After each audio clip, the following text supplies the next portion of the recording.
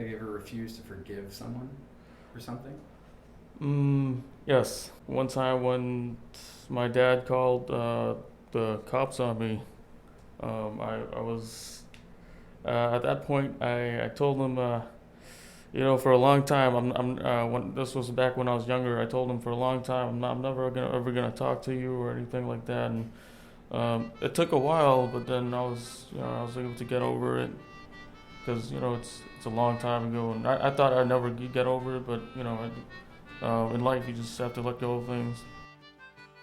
Previously in Greater Boston. What about Dipshit? I've got an inside tip he's being held somewhere around Kendall Square, but I don't have the exact location.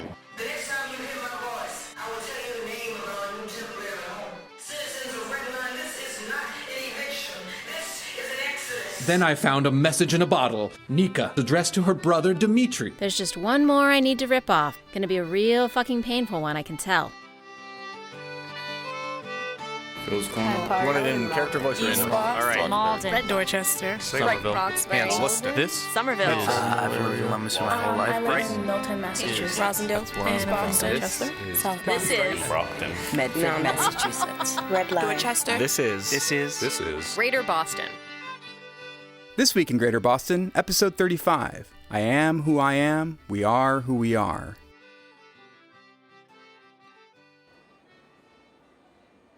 Walking around and talking to people, the general consensus is that people are scared, but also willing to follow you wherever we're going. But the longer we delay on telling them where we're going... Should we speed things along and head to Wonderland now? No, we all need to go together. Once we find Dipshit. Dippy. then we can all bring him to Wonderland. But he has to be our top priority. We've left him in the hands of those cheese-faced maniacs long enough. He can't be our top priority until we know where he is. Charlotte's right. There's no sense planning around hypotheticals. His location is everything. We're running out of time. Some of us are. Everyone is welcome to stay in our rail home until we have the details figured out. I appreciate the hospitality, Charlotte, but permit yourself to think like Emily for a second. Do I have to? If she's looking to eliminate her enemies, your rail home is the first place she's going to search. There's no law that says we can't have guests in our home. Guests, sure, but political refugees? Or terrorists. Either way, we bundle together in your rail home, we're sitting ducks, which gives Emily a chance to make herself a big ol' order of confit. Besides, all of us here might fit in your rail home, but where are we going to put everyone ready for their exodus? Let's work with what we know. Louisa's contact says she knows the lab is somewhere near Kendall. Even if we don't know exactly where it is, what can we use to help us get inside? Oh, we can do a really loud drum circle. Lily of the Valley is like totally gonzo on the bongos. I think we may need something that brings slightly more attention. Okay, but for real, she can bring the noise like you wouldn't believe. Noise. That might not be a bad idea, He sounds like a machine gun with those things. If Ethan's in his lab, he's going to want to concentrate. Not that I know what a machine gun sounds like. And if we make enough noise, cause enough of a distraction, he's going to investigate. My insistence on a violence-free life means I'm committed to being completely ammunition-free. Or he'll send his goons to investigate. Some of those cheese mongotrons. No violent movies or TV shows, no violent noises of any kind. If they're coming from the lab to investigate, then we know where he is. We could have multiple levels of distraction. Loud noises, people leaving, the exodus. I witnessed a fist fight starting to break out once and buried my head in the sand. Maybe the press reporting on it all? Yes, the press. The exodus. No exaggeration. I just took out my emergency pacifist shovel and just started digging right in. Flooding the platform with people, the station, wherever they're hiding. Fistfights could sound like gobbling turkeys for all I know. And then if they're looking for the source of the noise, we distract them. Which, now that I think about it, while we have spying eyes looking to where they came from. Would be hysterical. What if they send Red Line police? Is that why boxing is so popular? We'll need to make sure they can't. Shut down the trains? Our exodus could help with that. Hang on.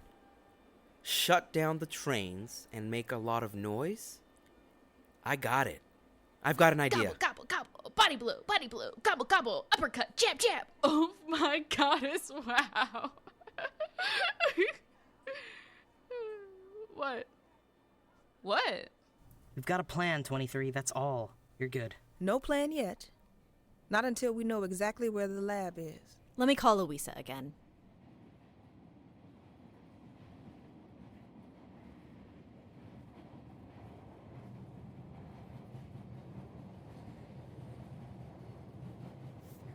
Nica was assembling files about the yard goats. Where the hell is that stupid form? Emily was planning on attending a ceremony where drafted players for Redline's new baseball team.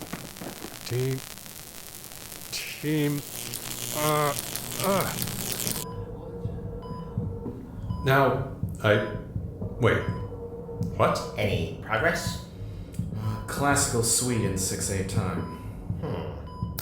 I passed on your equipment request to Emily, and you have a date to prepare for as part of our agreement. Let me babysit the ball for a spell. Look here, see that? Brainwaves. A moment ago, here they were divided, and then here they start to merge and become one, and here the split again. This one looks slightly different now. Tides change with the motion of the moon. Where did you go, Mr. Stamatis? I'm right here, Oliver.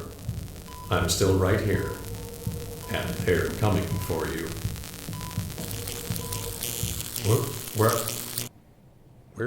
Where was I? I promise you, I will let you know where Ethan's lab is as soon as I find out. That's not the only reason I'm calling. Oh, Louisa must have called. Well, Listen to me for a second. I think I need to rest. I'm with Michael. He's in the hospital, and I wanted to let you know. Michael? You found him?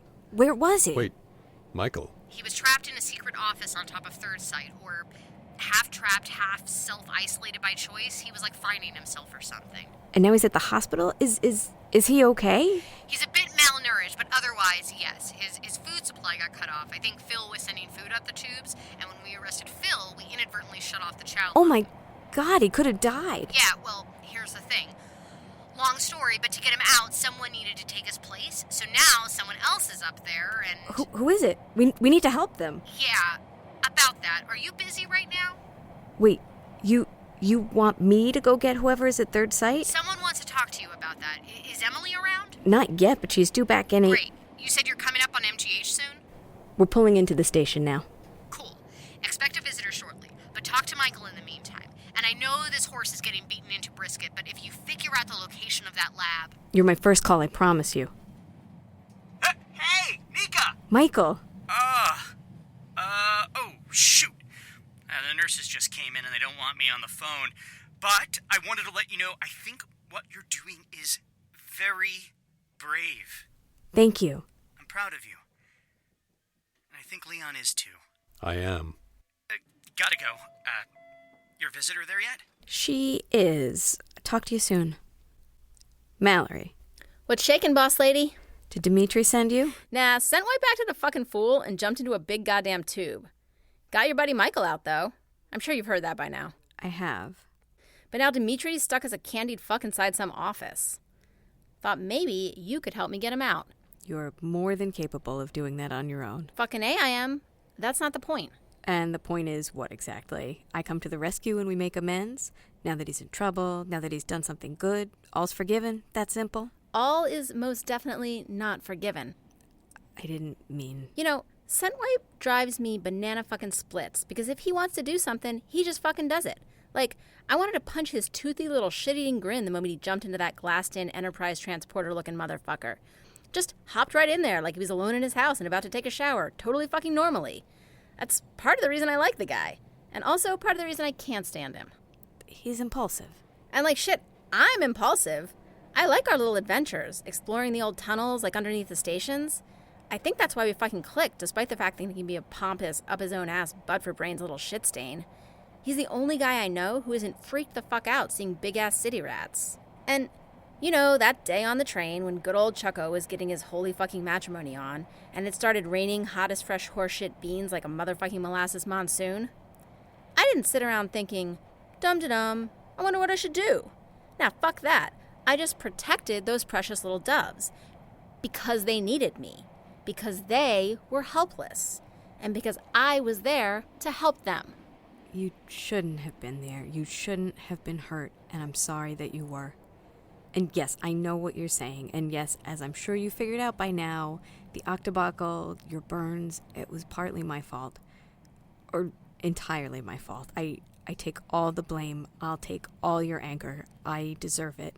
But I can't be there for someone who wasn't there for me. You don't under-fucking-stand, do you?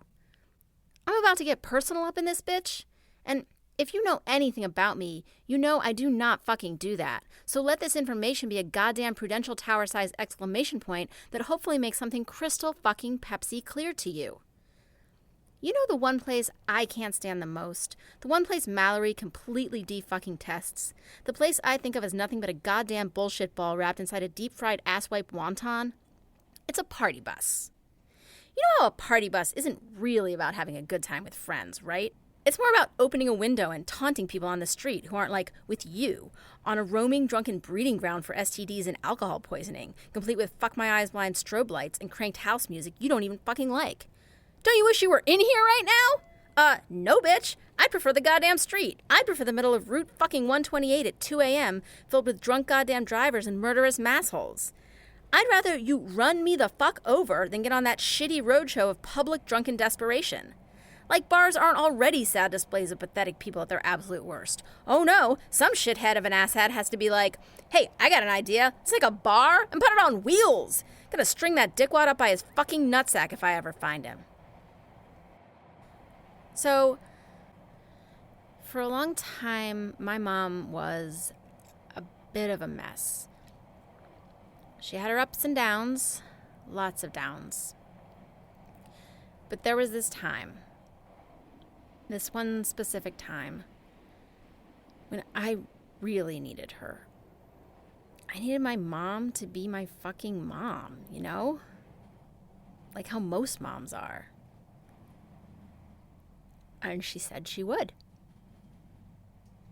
She said she would be there for me. And I said, Mom, look, I know we've had our differences, but you are gonna fucking be there for me this time. Aren't you? Yes, Mallory. Of course, Mallory, I'll be there. And she wasn't. She didn't show. Where did she go? She went on a fucking party bus. So she could be seen. So she could get attention for being the complete fucking fuck-up of a human mess that she is. That was that for her and me. I don't give a flying fuck about you forgiving him. I'm giving you a chance for me to forgive you. I'll be at Third Sight at 4. Hope to see you, boss lady.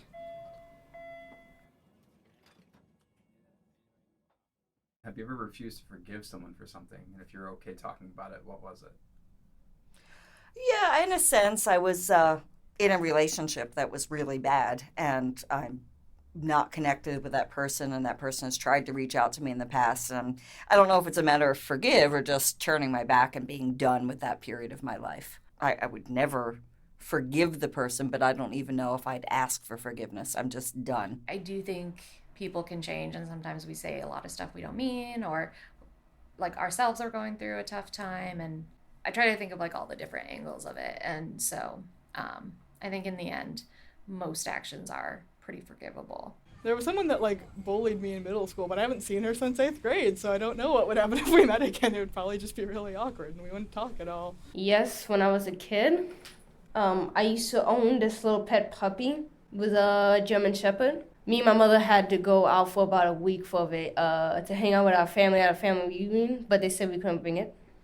So I left it with one of my friends who said they would take good care of it. We came back a week after the week, only for me to find out that my German Shepherd was let out the house, ran down the street, and before they could catch it, it got hit by a car. I'm so sorry.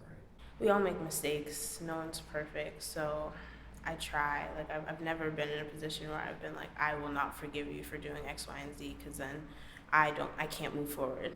I was, politely to say, very mad at them, because when I asked them why they do that, they said, oh, we thought he just needs some fresh air. I said, if he needed fresh air, why don't you take him for a walk instead of opening the door and let him out? They said, oh, it was fenced up. I was like, my German Shepherd also likes to jump over things as a challenge. Their fence was about waist high. Nah, not yet. Not yet. I'm pretty forgiving. A glass of wine, please. Another gin and tonic. Thank you. Wow, look who we have here. Yes, here I am. If you're planning to berate me, dump your drink on me, or spit in my face, I'd prefer you do so in the reverse order. At least that way the drink offers a bit of a corrective to the spittle. Yeah, that's not my style. I'll join you, though, if you don't mind. Please do. I'd introduce myself, but it seems my infamy has made such formalities superfluous. I'm Nica. Really? You're the second Nica I've met recently. I wouldn't have thought it was such a common name. It's short for Nicoletta. That's lovely. Thanks. What's with the other drink there? The bourbon? It's for someone I met last time I was here. He engaged in a contest of will with it and came out on top. I was less impressed at the time than I ought to have been. Michael Tate. I know him. Good guy. He was the last person to see you before you left. He's been missing for months, you know. Oh, was that my fault? Did I? No, you weren't involved. And anyway, he's just been found. Slightly hungry, but alive and well and sober. Is that why you're here? Celebrating the return of your friend by downing a drink in his stead? No, I am here for the same reason you are. Same reason so many people come to places like this. And what reason is that, my clairvoyant companion? Avoidance. And what are you avoiding? My responsibility, my guilt, my job, my brother. A drink for each, then? That depends on how strongly I commit to avoiding what I'm trying to avoid. What about you? Sip for each Red Line voter I swayed simply by refusing to stay silent. A lot of undecideds broke for Bespin after you endorsed Powell. I thought I was helping. Yeah, I know how that goes. I miss teaching. I don't think I ever ruined anyone's life when I was teaching. You know what I miss? Sewing machines. You were a seamstress? I was a technician. Sewing machine repair. I was really good at that. I don't think anybody really knew how good I was at that, which is why I wasn't satisfied with it, I guess. You can't really impress anyone with sewing machine repair. Can't hurt anyone either. You'd have to be really spectacularly bad at it for that to happen, yeah. I just want to make it better. The harm that I caused. No, you don't. You want to be forgiven. That is not the same thing. Well, no, not the same thing.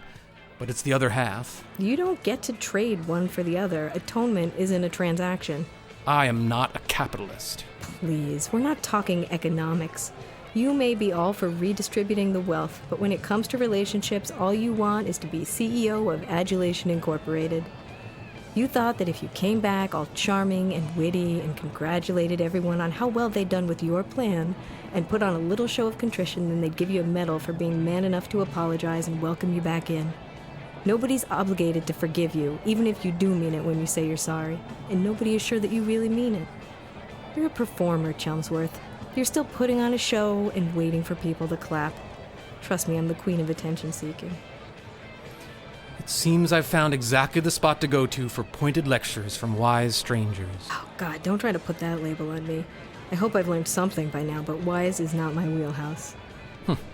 Perhaps. You do know how to turn a phrase, however. I stole your shtick there, didn't I? The whole alliteration thing? It's a game for you, right? A way to heighten your performance, block any self-reflection. Funny. The other Nica said something very similar. Well, good. I'm glad we've reached a Nica consensus. Your brother. What did you say his name is? I didn't. It's Dimitri. Dimitri. Yes, of course. May I make an observation about you? Only fair at this point, I guess. You're quite self-disparaging. Much more so than I expect you deserve. You'd think differently if you knew more about me. Perhaps, but you criticize yourself in particular for seeking attention. We toss that around as an insult quite a lot. Attention-seeking. Especially at women, and especially at women whose demands are most reasonable. But even setting that imbalance aside, I think it's important to recognize it's not wrong to want attention. There are wrong ways to seek it and wrong people to seek it from, and you're certainly not wrong to suggest that I've been guilty of seeking more than my share. But needing attention is human. It's part of how we feel our own existence, our own significance. Don't hate yourself for needing something everyone else needs too. If you need people to know how good you are at repairing sewing machines, tell them. People who really care about you will want to know. Yeah, people who really care about me. Sure. It could be worse, Nica. No one ever asked me what I was thinking. Why would they? I didn't do anything. I didn't almost die. I didn't save anyone's life. I didn't even help. With Redline, you mean? With anything. Oh, I get close sometimes. I bring myself up to the brink, but I'm too much of a coward to commit. That's my real shtick. I couldn't even commit to running away this last time. Words of a stranger brought me back. Words of a fellow coward seeking attention convinced me that forgiveness was possible. 12 hours off from leaving forever, and still you tried to convince me to drop everything and run away. You offered me a place in your story. You got my letter? Did you really mean it? Did you really believe that I might say yes? That I had stopped being a coward? Was that my last chance? Was that the moment you gave up on me? Another shot, barkeep. And one for my friend. I'm not even done with my wine. There's another reason people come to bars, you know. An old-fashioned phrase with modern relevance. Liquid courage. I gave your letter to the other Nica. She thought she could deliver it. No idea if she succeeded, but either way, I think it's clear. Those words would best be delivered by you, don't you think? Bottoms up. Emily, hello. Where are you? I need that portfolio for the Yard Goats meeting. I put it on your desk. I just had to run a few errands. Well, hurry back. There's a whole bunch of lab equipment Ethan needs, and you know how I feel about peon work like ordering things. Ugh. Plus, my sweet little cinnamon stick and I have a date tonight, and I want to tell him his items are well on their way. Oh, you guys are going on a date tonight? Yes. Oliver finally made good on his word. Do you need me to make a reservation? Good thinking. 2 for parsnip, 8 o'clock. Great. And if you give me the order, I can do it now over the phone. I am not your assistant, Nica. Giving it to you over the phone would put me in the same peon position as ordering it myself. It's on your desk. You included the address, right? Would hate to have the equipment crowding up your office. I'll write it down with the order. Now hurry. Gotta get back to the office, call Louisa, make a reservation at the best restaurant in Redline, get to third site by 4. Have an hour. Ugh. Is the liquid courage working? Maybe. What about you? I'll keep drinking until I'm brave enough to know what's next. And then, hopefully, I'll be brave enough to commit to it. Good luck, Mr. Mayor. Please, Paul Montgomery. Or Paul. Call me Paul. Good luck, Paul.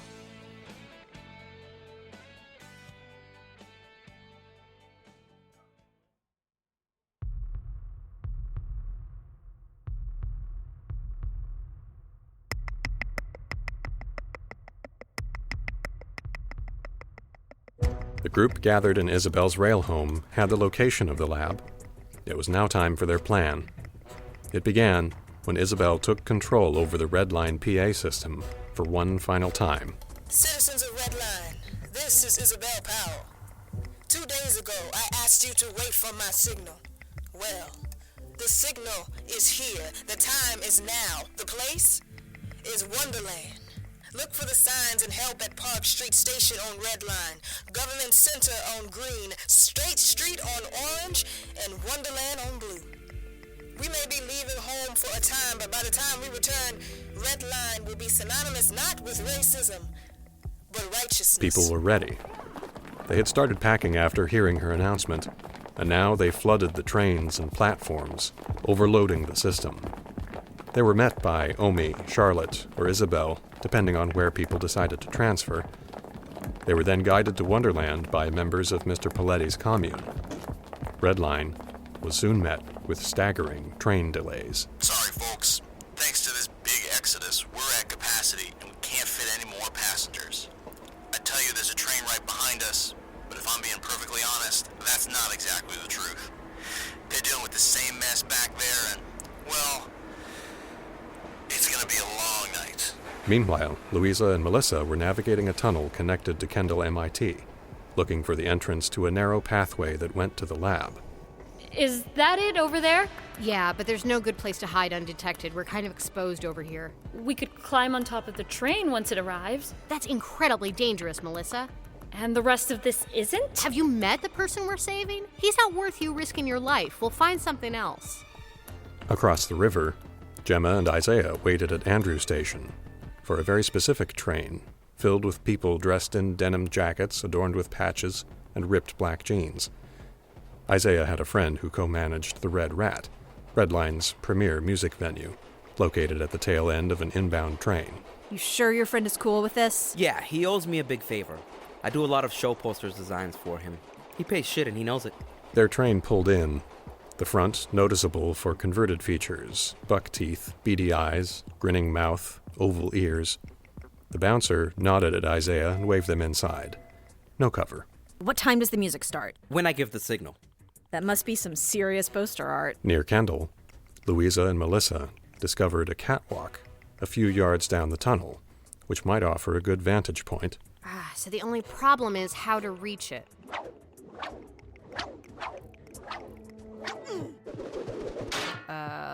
Melissa? Give me a boost. Who just carries around a grappling hook? Ladies making a difference. You probably don't want to know what else is in there. What is that? Emily, climb! Oh, I always hated doing this in gym class.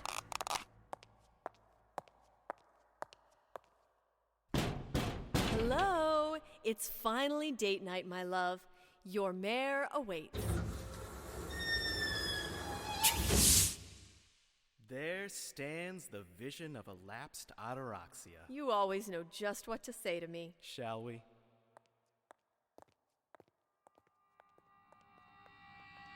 To Paul, this is computer. Come in. We're in position. Computer? Be easy, grappler girl. The Red Rat train was lurching over the river. Copy, computer. They're in position. It looks like Ethan has a seriously heavy-duty door leading to the lab. Combine that with the fact that he's not home. What are you getting at? What if nobody comes out to investigate all the racket? You think he'd leave a prisoner tied up alone? Dipshit could just be chilling with the cheese bots. Won't they come out? I don't know. What if they're programmed not to? We stick to the plan and hope for the best. Problem? We'll see. You sure the band isn't gonna stop no matter what? Define the what in no matter what. Just get ready to bring the ruckus. Do we have everything we need? Hairspray? Check. Lighter? Check. Hunting knife? Check. Let's do this. Isaiah and Gemma queued up in line outside the last car. Isaiah signaled his friend Maddie to start the band. They began playing just as the Red Rat pulled into Kendall. I see the lights. They're pulling into the station. Where are you going? I'm gonna get next to that door, so if anyone comes out, I can keep it open. Wait, Melissa, wait! Right before entering the tail section of the Red Rat, Gemma reached for the emergency stop lever. Not yet. Not yet. She waited until the club's doors were aligned with the labs and... Now! This was the signal for Louisa to drop the fireworks. Bombs away, bitches! Now come on, you rusty cheese buckets! Come outside and meet the rat! Gemma and Isaiah entered the club.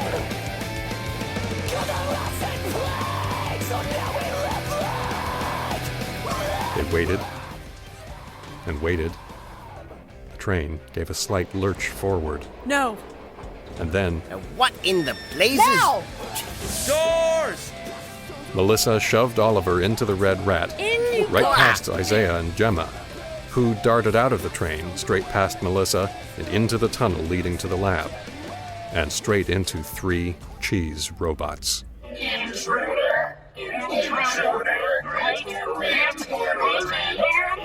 Fuck you, Fondue. That's when Isaiah and I take out our huge cans of hairspray and lighters. Man, I have to say, I've never felt this alive. Gemma? Isaiah? Go cut him loose. I'll fend them off. I rush over and remove his restraints. He's weak and sinks against me. Getting him out is gonna be fun. The ball. Where's my ball? He took it. He took it with him. Oliver? Ethan. Damn it! Okay, hang on to me. Get back. Back! We rushed back through the tunnel, hurling fireballs at the cheesemongers the whole way. Louisa and Melissa are waiting for us outside. More cheese robots close in on us from outside the lab. We try and shut the door to the lab, but it's controlled by a keypad. Fondue bots are gaining on us from inside too, slower but undeterred. We hobble to the Kindle station as they speed up their approach. all we hear are the sounds of their mechanical legs getting louder as we hit a wall of commuters and have nowhere to go. Gemma! I know. We turn around as they approach, some of them still glowing with fiery embers. We stand our ground, ready to fight, and probably lose. And then... Hey! Leave him alone! Hey, come on, leave him alone! Hey, metalhead! Commuters come to our aid. Out of nowhere, throwing whatever they have on him. Books, packs of gum, cups of dunks. Then a train comes, slowly headed inbound, packed to the gills with fellow pilgrims. We disappear into the rest of the Exodus and make our way to Wonderland. Gemma, I think I'm going to change my name. Freed Poletti. Freed friend Poletti. Of fucking course you are.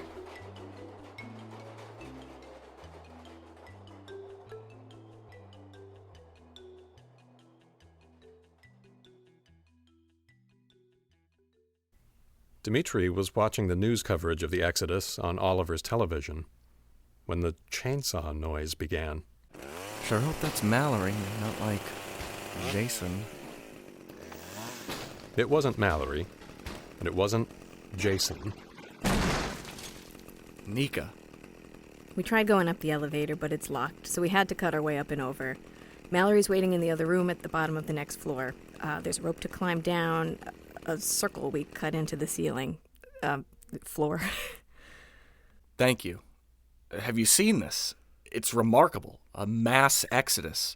All these people are leaving Redline. They're going to Wonderland. Wow. All because of that awful woman you work for. She pushed them out, and this is how they've responded. Please don't talk about things you don't understand. I didn't mean to... Okay, you're right. Should have just stopped at thank you. I need to ask you something. Of course. Why did you come back? Well, I wanted to... I saw something. Something that made me realize I was wrong. You saw something. I have something to share with you. I received a letter to both of us from Leon. What? I haven't read it yet, but I That's thought... sick, Dmitri. No, I know it sounds crazy, but... It doesn't sound crazy. It is crazy. You're just going to have to deal with it all. You were just going to have to deal with the fact that you weren't here, and you can't fantasy your way out of this one. You can't make up some fictional closure. It won't work for me, and it won't work for him. He is gone, and you weren't here, and there is absolutely nothing you can do about that now. Okay. But don't you want to know what it says? You should get going. Mallory is waiting for you. Nica, if you change your mind, I think I know where I'm going. I'll be at Wonderland. A couple years too late.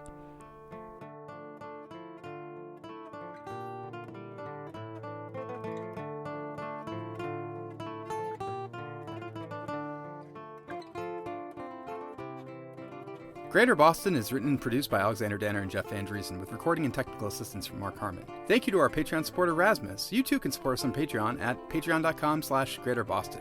This episode featured Lydia Anderson as Gemma Linzer-Coolidge, Julia Morizawa as Omi Ogawa, Mario De Rosa Jr. as Isaiah Powell, Summer Unsinn as Charlotte Linzer-Coolidge, Jessica Washington as Isabelle Powell, Julia Schifini as 23 Skidoo, Tanja Milojevic as Melissa, Jake Del Rio as Fox Fossil, Braden Lamb as Leon Stamatis, Kelly McCabe as Nica Stamatis, James Capobianco as Dipshit Poletti and Paul Chelmsworth, Mike Linden as Oliver West, Julia Propp as Louisa Alvarez, James Oliva as Michael Tate, Johanna Bodnyk as Mallory, Sam Musher as Emily Bespin, Jim Johansson as Rusty, Jordan Higgs as Ethan Bespin, and James Johnston as Dimitri Stamatis, with Tanja Milojevic and Jack Peavyhouse as MBTA commuters. Charlie on the MTA by Emily Peterson and Dirk Teedy. Child Grove by Dirk Teedy. Gigantic Greater Boston thank you to Great Lakes USA for allowing us to use their song The Best Band at O'Brien's. If you like what you heard, check out their Bandcamp page for more songs. Link in the show notes. Transcripts available at greaterbostonshow.com. Hang on. I somehow went to like the bottom of the script. Oh. I was like, Dipshit my heart? No. I am what I am. Where the hell is the party bus? Greater Boston is brought to you by Dove Soap Ain't nobody dove as me. I'm just so fresh and clean, so fresh and so clean clean.